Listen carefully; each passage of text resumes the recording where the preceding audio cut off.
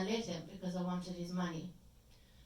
For those 20 hours, I was forbidden to lean against a wall, a counter, the bar, or even near the kitchen behind the waiter station. I was fined every time the manager caught me leaning. Sometimes after midnight, I snuck behind the waiter station and crouched down from exhaustion, sick from all the booze I stole off the tables and the lack of food in my stomach and the insane hours. But the manager always found me and told me to get back on my feet and get out there, to put on a happy face and serve my customers. It was voluntary slavery, and I could not do without it. Hard work was the fuel that kept me going. As long as I was working hard, I escaped myself. And as long as I escaped myself, I made it through the day. On the rare occasion that I wasn't allocated a shift, I begged another waiter to let me cover his or her shift so I wouldn't have to spend 1 minute alone. After a year, however, I was fired. Even though I was secretly tired of working there, I would never have admitted it because it was my salvation. But firing me that day was like confiscating my drug, permanently. It was forcing me to go cold turkey. The manager called me into his office to tell me he was tired of getting complaints from customers about my service and that it was time to let me go. In protest, I screamed at him, kicked his chair, told him he had no right to betray me and that I would take him to court for unfair dismissal. He stared at me with blank eyes and told me to leave. I stormed out, tore off my apron, marched to the restroom, slammed the door behind me, crouched down, held my gut and cried silently. When I heard knocking on the door, I pulled myself up off the floor and punched the wall and slammed the door behind me and stormed out. The entire restaurant stared at me. I didn't care. I passed the table that got me fired and I wanted to spit in their faces and swear out loud, but I didn't. I controlled my rage and hissed vile words under my breath, and all the anger that I felt at the world and at managers who had molested me and fired me and at men who had used me and abused me accumulated in that moment, and I wanted to explode. I wanted to destroy and hurt and beat and punch and kick. But the only way that I knew how to cope with such emotions was to internalize them. So that is what I did. I took all that immense, burning buildup of insurmountable fury and I internalized it. I starved another day.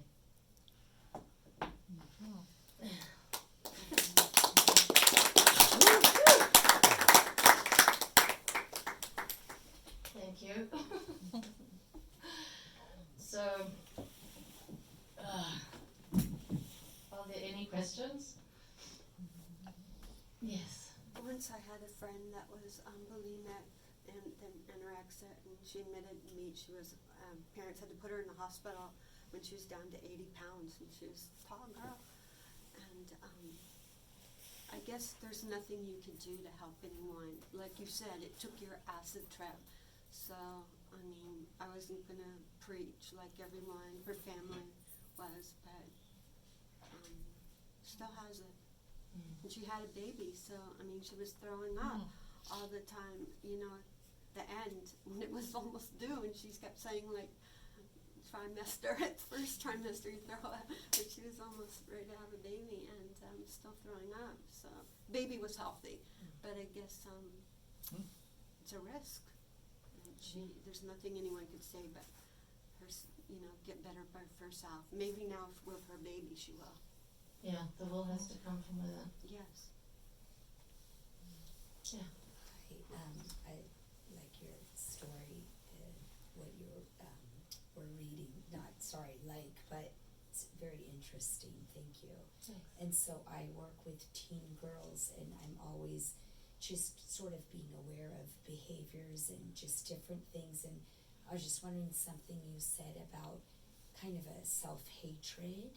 And do you remember kind of like growing up, was it a little girl, like second grade, you already felt like, I don't like myself, or kind of a pivotal point, or something happened, or, you know, I was just kind of wondering what started this whole kind of spiral for you? No, that's a good question. Thank you. Many things, and I spent many years while writing the book trying to figure out what started it. I think in essence a lack of self-love and a lack of self-esteem. I was born with a squint,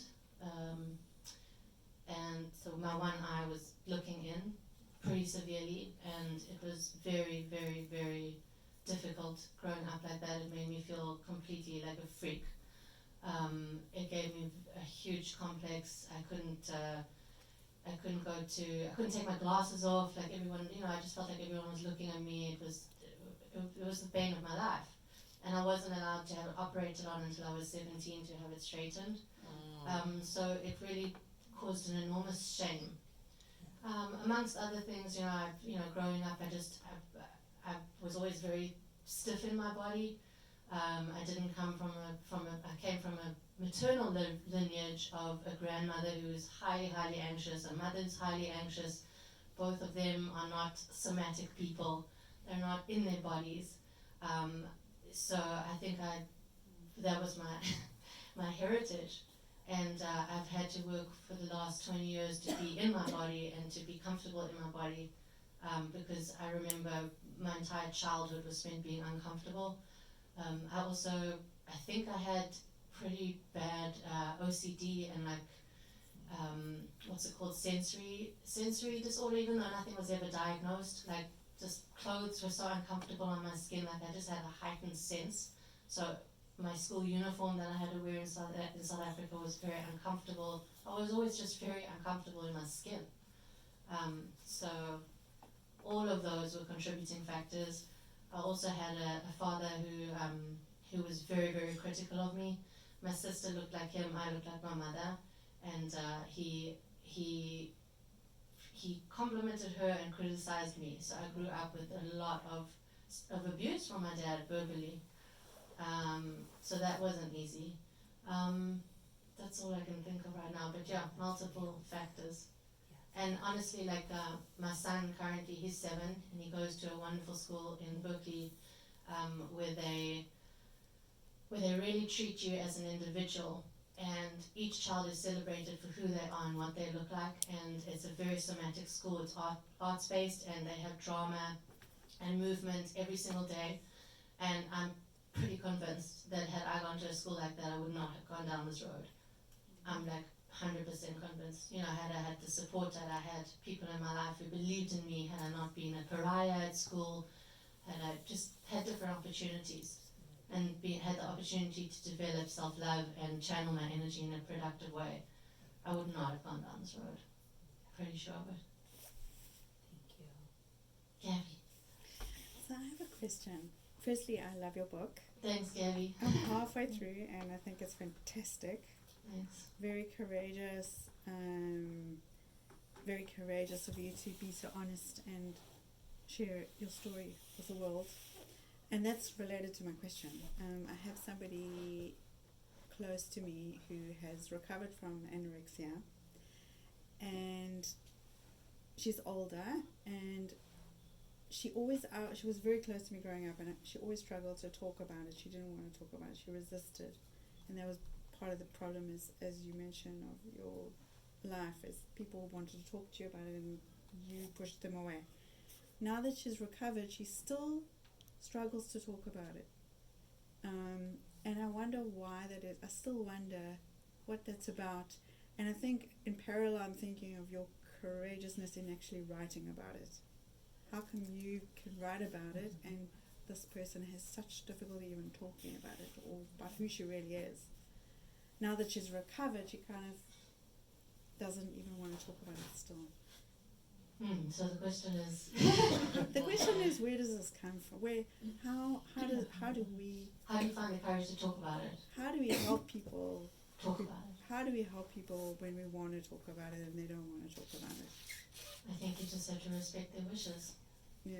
If they don't want to talk about it, they're not ready. It is a very tricky subject, and it is a stigmatized subject, and it is vulnerable, and it's all your dark shame and everything. I mean, if she's not ready, she's not ready. But if the person has also recovered and they still don't want to talk about it, how is one supposed to think about that? or if you have any thoughts on that. I think you just have to respect the person's wishes, and when she wants to talk about it, she will, Yeah. or won't.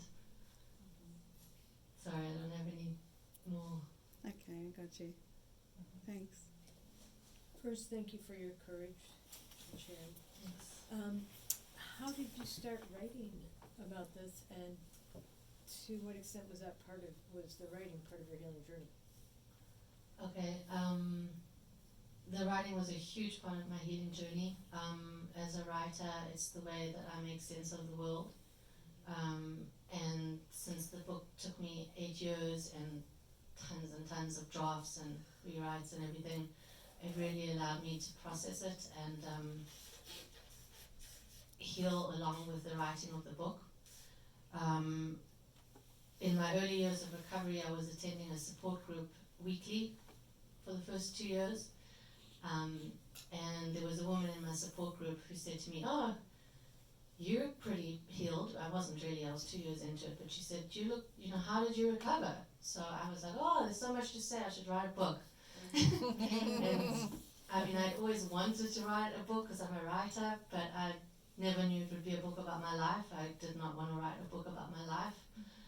But I felt compelled to write it. And then I'm very type A, so once I started writing it, I felt compelled to make it good enough to publish. And I also felt like I needed to give it integrity, to give my story integrity and have it be more than just some self-indulgent journey that I went on, which it wasn't, but just be something more, turn it into something more that could benefit other people and be larger than just me. So it started off with a dream. I had a dream about an emaciated girl that I was cradling in my arms, my anorexic self. And I woke up at 3 in the morning. This was 2 years into recovery, and I started writing.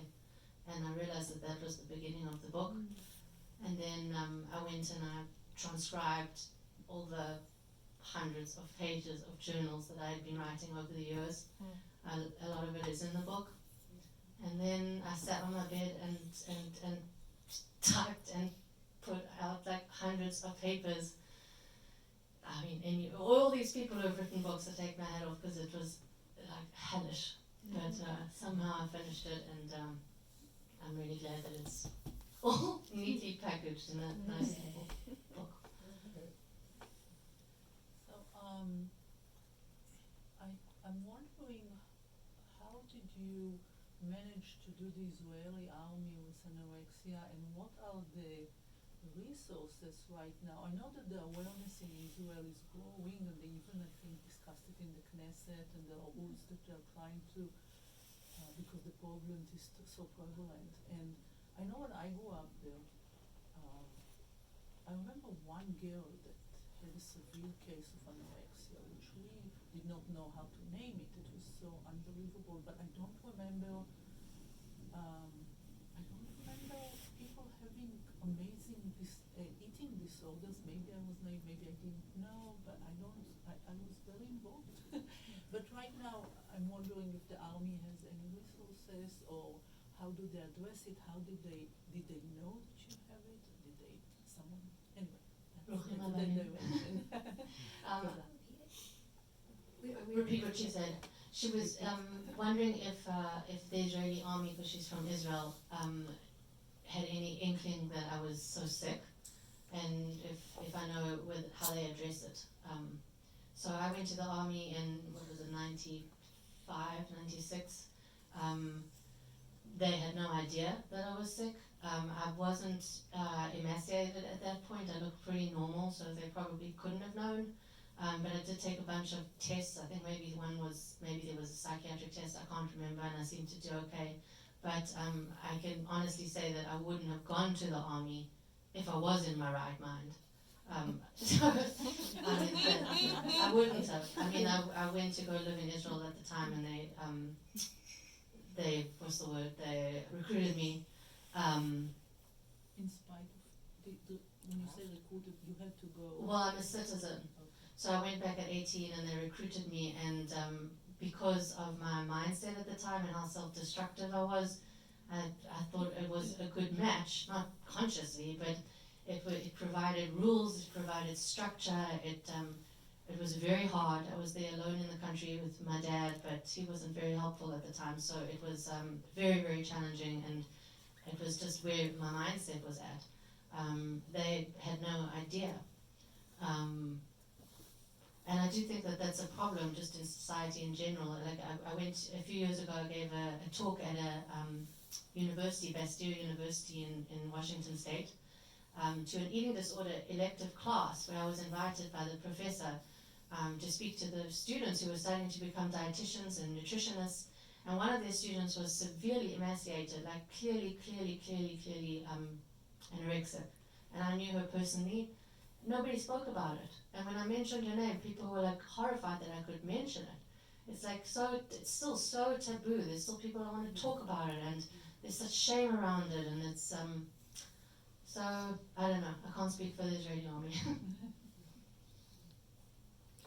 Just not off subject, but earlier you had said, thank God for America. That's not something we hear much or think of much, anymore. And I'm wondering why you found America so beneficial for you and how you got here and why you would say something like, thank God for America. Oh, I only said that in jest because no, well, I mean because I find it amazing that I can speak at the same bookstore as someone as renowned as Joyce Carol Oates. Right. That's the reason that I said that. Okay. Thank God for America.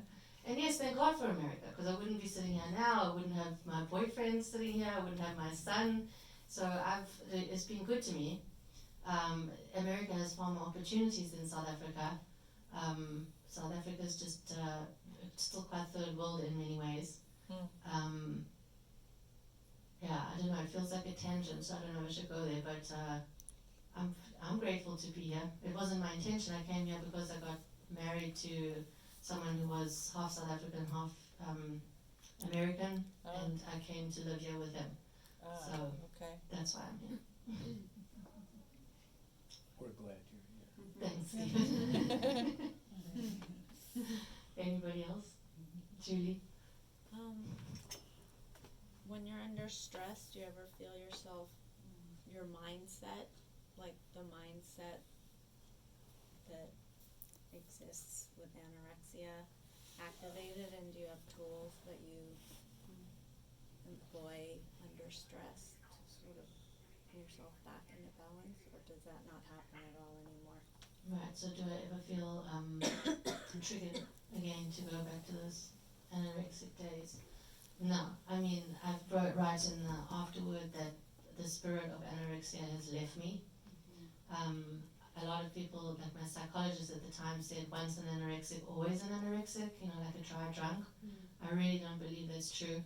I mean, I feel like I've had enough years in my life and enough spiritual practice to fill my life with positive things and good coping mechanisms. I lost my dad a year ago, and I mean that it doesn't get much bigger than that.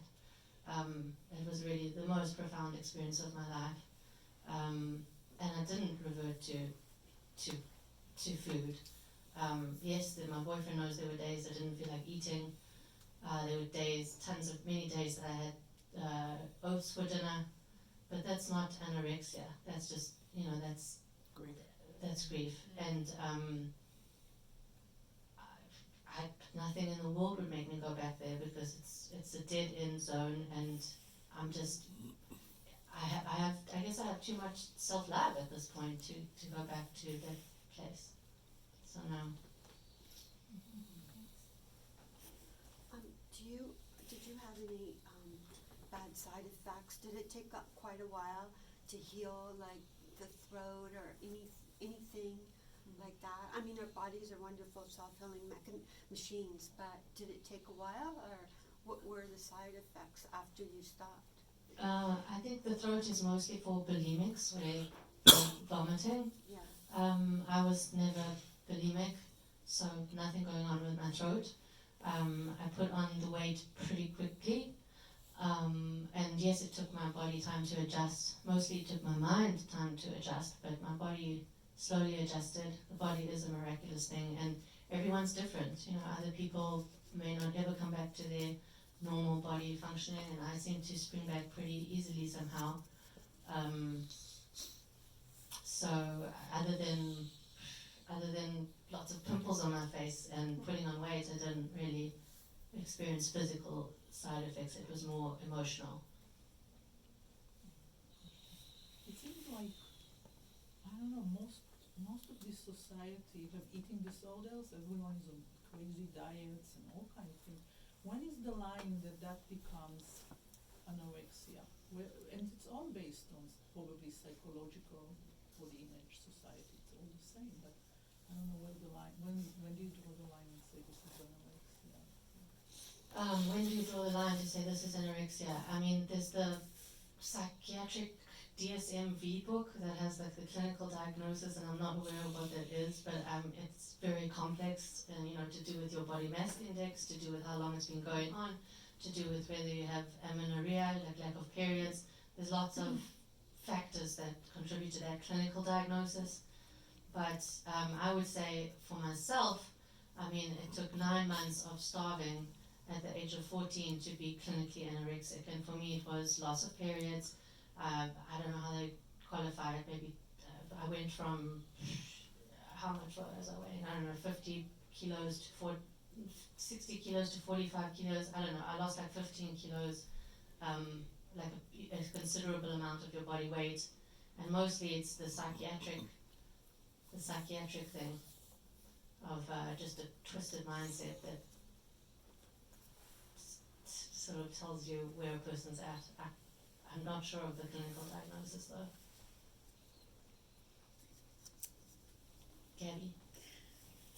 What advice, you've spoken to treatment centers and people treating anorexia, what kind of advice do you give to professionals who are trying to help people with